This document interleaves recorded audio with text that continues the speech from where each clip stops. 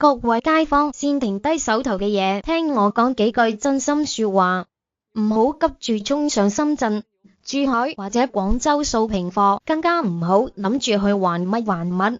今日要講呢件事，重要程度遠超你哋喺上面搶到嘅任何特價商品同評價，起碼仲要100倍。尤其係嗰啲每逢放假就最中意北上吃喝玩樂或者返鄉探親嘅香港朋友，如果今日呢番說話你聽唔入耳，輕則當場被罰幾千蚊，重則惹上官非流案底，到時就真係喊到無謂。我絕對唔係喺度作古指下你，而係我喺呢個圈子打滾咁多年，親眼見過太多人踩入呢啲陷阱。好多人本來諗住上內地慳返幾百蚊買的新鮮食材或者特色手信帶返香港，開開心心同屋企人分享，點知人未過到香港海關嗰道門，就已經俾執法人員截住，一張罰單撳落嚟，幾千蚊熱汗錢瞬間化為烏有。有啲嚴重㗎，直情要被帶入審訊室盤問幾個鐘，原本計劃好嘅愉快行程就因為唔熟悉法規而徹底玩完。今日我就將收埋喺心入面好耐壓箱底嘅實用乾貨一次過同大家全部抖出嚟，全部都係香港入境最容易踩中嘅致命陷阱，每一句都係老實話，冇一句多餘。如果你聽得明，記得住，分分鐘幫你慳返幾萬蚊罰款，仲可以減少好多無謂嘅麻煩。首先同大家交個底，我見證過無數奇怪又離譜嘅踩坑個案。有阿叔因為帶咗大半隻未熟透嘅白切雞，結果俾人罰咗5000蚊。有英文因為帶多咗1包未拆封嘅香煙，唔單止被沒收，仲要繳交巨額罰款。甚至有後生仔因為喺內地買咗盤精緻嘅多肉植物，差啲要坐監。呢啲全部都唔係笑話，亦都唔係網上留言，而係真真實實發生喺各個口岸嘅真人真事。香港嘅入境規例表面睇落好方便好寬鬆，但實際上執行起上嚟嚴格到離譜，尤其係涉及食品、煙酒、動植物呢幾大類，你帶多一啖，拎多一件，隨時都會踩中地雷。千祈唔好抱住我淨係帶少少海關邊得閒查我嘅僥倖心態，家陣海關嘅檢測儀器同搜查院比你想象中靈敏得多，你收喺袋底幾深都可以同你搜出嚟，到時就唔止沒收咁簡單，罰錢、留記錄，甚至拘留都大有機會。我哋先由最熱中招、最常見嘅肉類同蛋類講起。呢個位係最多街坊懵成成踩落去嘅地方。實話講，10個北上掃貨嘅人，有8個都會諗住帶的新鮮肉、新鮮蛋返香港，覺得自己食又唔係攞去賣，會有名問題，大錯特錯。香港法律喺呢方面嚴格到冇得傾，核心原則得一條：所有未經徹底高溫煮熟嘅肉類、家禽同生雞蛋一律唔准入境，完全冇例外。聽清楚，係冇例外。大家唔好同海關爭辯話自己帶嘅係新鮮貨冇變壞，又或者話只係帶得好少，海關根本唔理你係咪自己食，亦都唔理佢壞唔壞。人哋只睇一樣嘢，就係有冇徹底煮熟。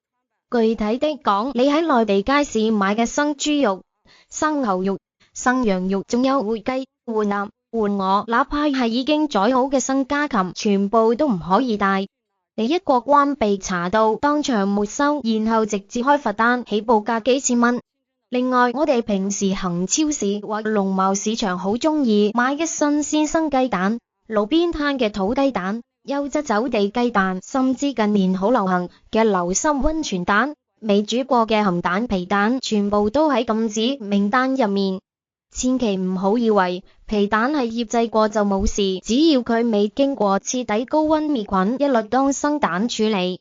更坑嘅係，好多街坊以為買速凍半成品就安全，錯晒。你喺內地超市買嗰啲未煮熟嘅速凍水餃、生雲吞、生湯圓，仲有打邊爐用嘅生肉丸、肥牛卷、肥羊卷，哪怕包裝得幾精美，有晒真空袋，只要本質上係生嘅未煮熟嘅，統統唔可以帶返香港。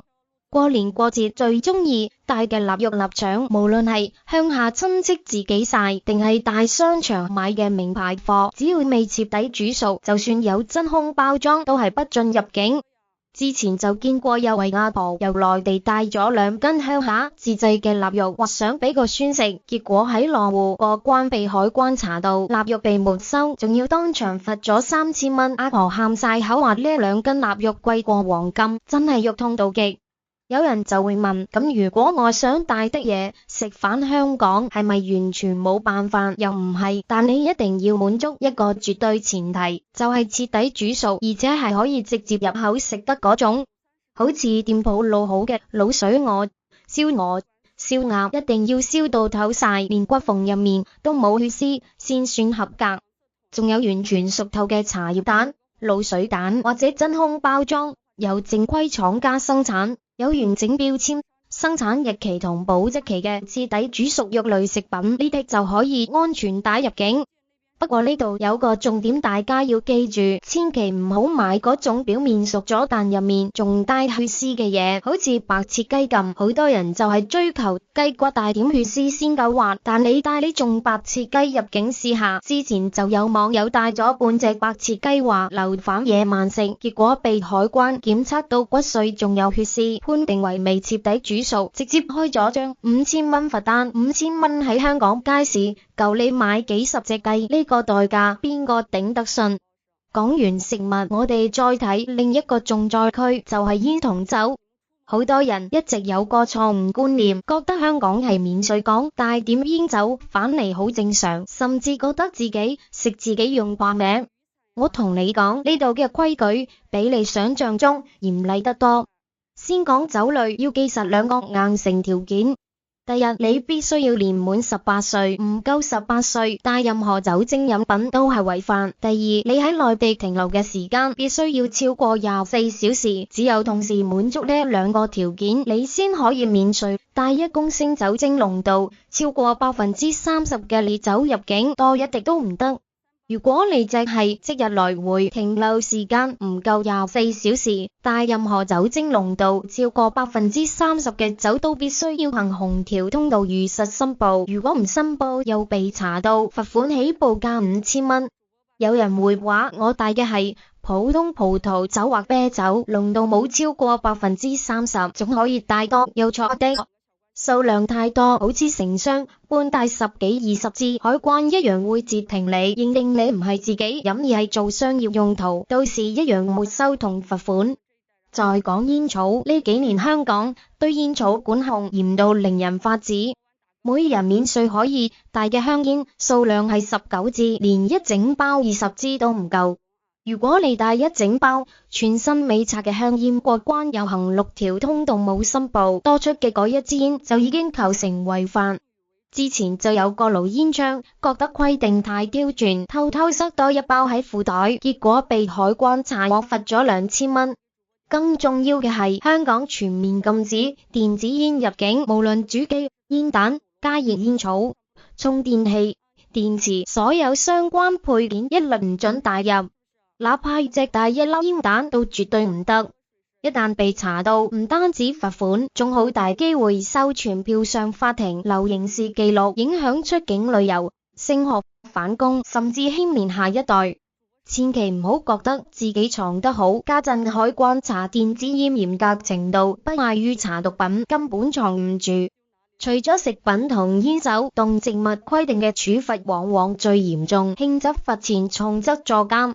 好多朋友去內地花卉市場，見到靚花靚草或者得意小動物，就想買返香港，覺得咁細件海關點會查？大錯特錯。香港為防止外來病蟲害傳播，保護本地生態，條例定得非常死。先講植物，好多人中意買蘭花、仙人掌、多肉植物，呢啲絕大部分都係禁止入境。第一，盆栽泥土好容易攜帶有害昆蟲或細菌，帶入香港會對本地植物造成毀滅性影響，所以任何帶泥土嘅盆栽花卉一律禁止。第二，好多植物本身屬於瀕危物種，好似蘭花、特定品種仙人掌，哪怕將泥土洗到乾乾淨淨，冇合法進出口證明一樣違法。有個後生仔買咗盆多肉植物返香港，結果被鑑定為瀕危品種，根部仲有少少厘，當場被拘捕，判罰1000蚊兼留刑事記錄。為咗幾十蚊嘅植物，搞到人生有污點，你話值唔值？仲有個阿婆帶親戚送嘅野生蘭花，被查到後仲罰5000蚊，蘭花被沒收，阿婆後悔到牆都青。生果蔬菜方面，普通新鮮貨自用5公斤以內，通常放行，但數量太誇張，好似一個人搬2大箱，海關就會當商業進口處理，沒收兼罰款。活體動物更加係高壓線，無論貓、狗、烏龜、蜥蜴，冇提前向漁護處申請檢疫許可，一律唔准入境。有女仔將名貴貓紙塞手袋，想蒙混過關，結果被搜查犬湊出，貓被隔離，女仔罰3000蚊，喊足幾日。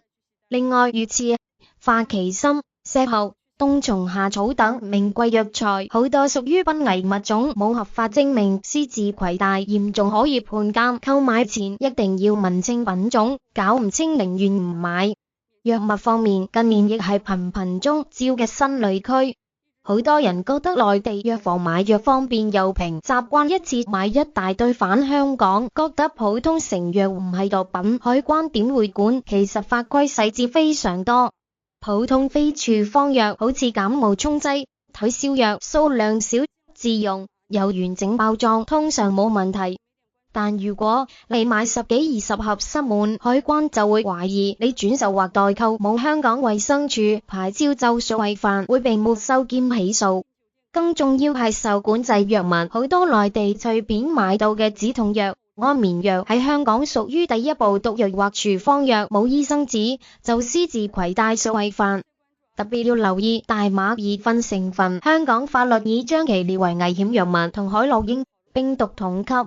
無論護膚品、精油、零食，只要成分含 CBD， 一入香港就等同販毒或非法持有危險藥物，會被拘留、起訴、判刑，案底一世洗唔甩。美白針、胎盤素等未經註冊嘅注射劑亦屬為禁品，查到要承擔非法進口藥物嘅法律責任。所以帶藥一定要睇清包裝，只帶普通自用份量，處方藥就隨身帶醫生紙正本。奶製品同現金申報呢2個類區都好容易被忽略。奶製品方面，只有經過高溫徹底殺密封、雙葉菌、有晶規包裝嘅先可以帶，好似利樂包牛奶、盒裝滅菌奶、加工芝士。但街市買嘅新鮮生牛奶、未經消毒羊奶、手工生牛油一律禁止，因為極易滋生致命細菌。現金方面，攜帶總值超過等值12萬港元嘅現金或支票，必須主動行紅條通道書面申報。呢個主動好重要，唔使等海關查到你先認，而係一入大廳就要自覺去填表。如果超過限額又冇申報，一經查到現金會被扣押，海關會深入調查是否涉及洗黑錢或非法資金外逃，可能被扣留盤問，甚至打官司。之前有個老闆帶20萬現鈔返香港，驗申報麻煩行6條，結果被查到錢被沒收，折騰幾個月，請律師補單據先攞返部分，生意耽誤仲要罰款。12萬係紅線，超過就老老實實申報，申報本身免費，唔好因小失大。最後，帶有危險性或攻擊性嘅物品，除咗槍支彈藥、管制刀具呢啲常識為禁品，日常小物件都可能踩雷。胡椒噴霧、電擊槍喺香港法律上被定義為槍械，冇警務處牌照就攜帶等同於非法持有槍械，係嚴重刑事罪行。之前有女學生帶唇膏咁大支嘅胡椒噴霧防身，過關被 X 光機照到，當場被捕，留案底罰款。生果刀、美工刀如果印象超過限制或攜帶場合不合理，都可能被認定為攻擊性武器。打火機每人限帶1個，帶多幾個會被當危險品沒收。今日同大家掃清呢堆入境類區，係唔想見到任何一個香港人因為一時大意喺口岸被罰大錢，甚至夜觀飛漏污點。大家北上消費玩樂，本來就係為開心或慳生活費。如果因為貪方便帶錯嘢，一張罰單就將之前慳落嘅錢全部倒貼，仲要留記錄上法庭，呢種代價一滴都唔值。最後用口訣幫大家總結：生肉生蛋半成品，統統唔得。真空包裝唔等於煮熟，臘肉白切雞要熟透先得，熟食要徹底冇血絲先放行，年滿18兼離境超24小時先可免稅。帶一公升烈酒，香煙限19支，多一支都要申報。電子煙及配件全面禁止，帶嚟盆栽一律禁，瀕危植物冇證必檢，生果蔬菜自用限5公斤內，活體動物冇證等同走私名貴藥材，多屬瀕危冇證攜帶恐坐監。普通成藥自用少量，處方藥要附醫生紙，含大麻二酚製品等同毒品。護膚品精油有呢啲成分都唔好賣，生鮮奶製品要密封滅菌包裝，現金超12萬必須主動紅條申報。胡椒噴霧、電擊槍視作槍械，帶過關即屬重罪。利器注意長度，打火機限帶一個。家陣口岸科技先進，X 光機加搜查院藏得幾深都搜到，查到再求情都冇用。希望大家記住呢啲規矩，過關氣定神閒，玩得開心，有安全返到屋企。